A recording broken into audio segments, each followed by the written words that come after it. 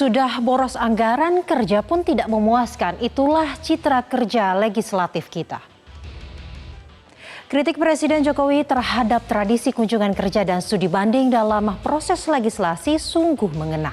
Pada DPR RI misalnya, program legislasi nasional atau prolegnas tidak pernah sesuai dengan rencana.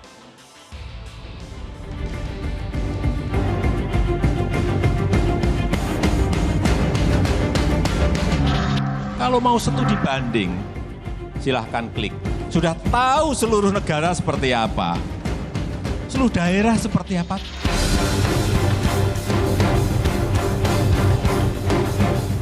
Situasinya menjadi semakin buruk ketika begitu banyak rapat paripurna tidak dihadiri oleh anggota sesuai dengan persyaratan quorum rapat. Setelah melontarkan syarat calon menteri harus berani serta mengubarkan lembaga yang tidak bermanfaat, apalagi bermasalah, Presiden Joko Widodo kembali menyoroti reformasi birokrasi. Saat membuka Sekolah Legislatif Partai Nasdem, Presiden Jokowi mengkritik tradisi kunjungan kerja serta studi banding dalam proses legislasi. Membuat undang-undang, membuat perda di provinsi, membuat perda di kabupaten, membuat perda di kota. Apakah masih kita memerlukan yang namanya kunjungan kerja? Apakah masih kita memerlukan yang namanya studi banding? Kalau mau studi banding, silahkan klik.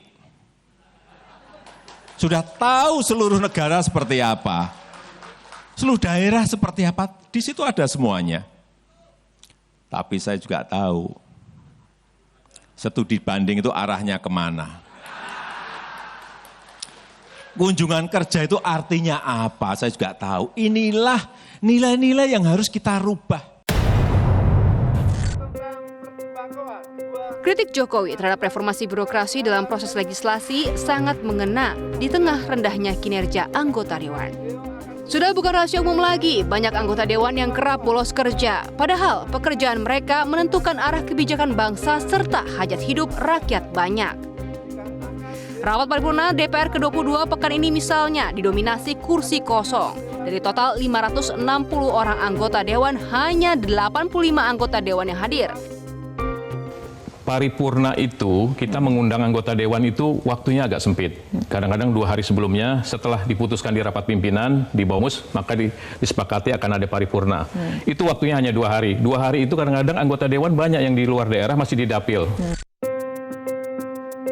Pada tahun 2015 ada 40 rancangan undang-undang prioritas, namun yang selesai hanya 3. Tahun 2016 ada 51 prolegnas prioritas dan hanya 10 yang selesai. Tahun 2017 dari 52 rancangan undang-undang hanya 6 yang rampung. Dan tahun 2018 dari 50 RUU hanya 4 yang menjadi undang-undang. Dalam 5 tahun terakhir ada 189 rancangan undang-undang dalam program legislasi nasional. Jumlah RUU DPR periode ini jauh menyusut dibandingkan periode sebelumnya. Kinerja realisasi legislasi hingga April 2019, DPR hanya menyelesaikan 26 undang-undang, termasuk Perpu yang disahkan menjadi undang-undang. Itu artinya DPR rata-rata hanya menghasilkan 5 undang-undang dalam 1 tahun. Sejumlah produk legislasi yang dihasilkan pun bermasalah dan masuk judicial review MK, seperti Undang-Undang Pemilu, Undang-Undang MD3, serta Undang-Undang ITE. Persoalan lainnya, proses legislasi DPR boros anggaran. Tahun 2018, anggaran DPR untuk fungsi legislasi sebesar 385,141 miliar rupiah. Sedangkan alokasi anggaran per RUU per tahun mencapai 3,8 miliar rupiah. Ada pula anggaran pemantauan pelaksanaan undang-undang sebesar 4,85 miliar rupiah. Ditambah lagi anggaran untuk staf ahli sebesar 51,1 miliar rupiah. Salah satu penyebab rendahnya kinerja legislasi karena seringnya rapat DPR tidak quorum. Pasalnya, setiap mendekati masa reses, kinerja DPR makin tidak beres. Tidak kehadiran anggota DPR dalam rapat-rapat itu dibicarakan, tapi itu juga tidak mampu mengubah situasi gitu ya. Bahkan di 2014-2019 ini situasinya menjadi semakin buruk ketika begitu banyak rapat paripurna tidak dihadiri oleh anggota sesuai dengan persyaratan quorum rapat. Akhirnya, utang legislasi DPR periode ini menjadi pekerjaan rumah DPR periode berikutnya. Balik juga akan membuat laporan tentang seluruh pembahasan undang-undang yang ada di DPR, ya, baik yang ada di Balik maupun yang ada di alat kelengkapan lainnya, dan itu nanti menjadi bahan dokumen resmi untuk bekerja DPR pada periode berikutnya. Citra DPR makin terpuruk dengan penangkapan terhadap puluhan anggota dewan yang terhormat dalam kasus korupsi. Bahkan dalam DPR periode saat ini, 2 unsur pimpinan juga terjerat kasus korupsi. Tercatat, sejak reformasi, sudah 73 anggota DPR menjadi tersangka korupsi.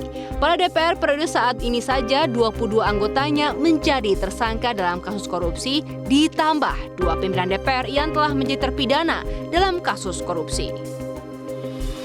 Jangan beranjak terlebih dahulu pemirsa, karena Metro Highlight akan kembali setelah jeda dengan informasi mengenai rencana mencari menteri dari generasi muda menjadi satu lagi terobosan berani dari Presiden Joko Widodo. Pasalnya, generasi muda identik dengan berani, energik, kreatif, dinamis, dan inovatif. Informasi selengkapnya setelah jeda, tetaplah bersama kami.